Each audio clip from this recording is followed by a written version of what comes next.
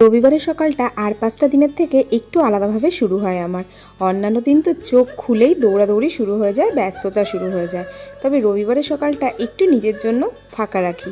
ঘুম থেকে উঠেই নিজের ডিটক্স ওয়াটার নিয়ে একটু ব্যালকনিতে বসেছিলাম।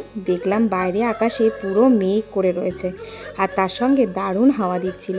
তো সেই হাওয়াটা খেতে খেতে আর একটুখানি নিজের গাছগুলোর সঙ্গে গল্প করতে করতে নিজের ডিটক্স ওয়াটারটা শেষ করলাম। ঠিক তখনই দেখি মেঘ কেটে রোদ্দুর উঠেছে হালকা, কিন্তু সাথে দিচ্ছিল দারুণ হাওয়া।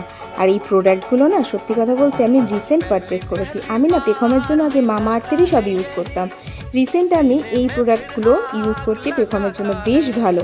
তোমরা কিন্তু ট্রাই করতে পারো। তবে আমি বডি ওয়াশ আর সানস্ক্রিনটা আপাতত ইউজ করছি। এরপর রান্নার কাজে হাত দিলাম। ব্রেকফাস্ট বানানো, লাঞ্চ বানানো, এসব তো চলতেই থাকলো। তার মাঝে একটু হেয়ার টনিকটাও বানিয়ে নিয়েছিলাম, কারণ আমাদের হেয়ার টনিকটা শেষ হয়ে গিয়েছিল।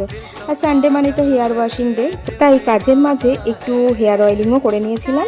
আর 1 ঘন্টা মতো রেখে তো শ্যাম্পু করেই নিই। কিন্তু তোমরা সবাই জানো রবিবার ছিল বিরিয়ানি ডে, তো ভেবেছিলাম ডিনারে একটু বিরিয়ানি অর্ডার করব, কারণ লাঞ্চের জন্য সব প্রিপারেশন হয়ে গিয়েছিল।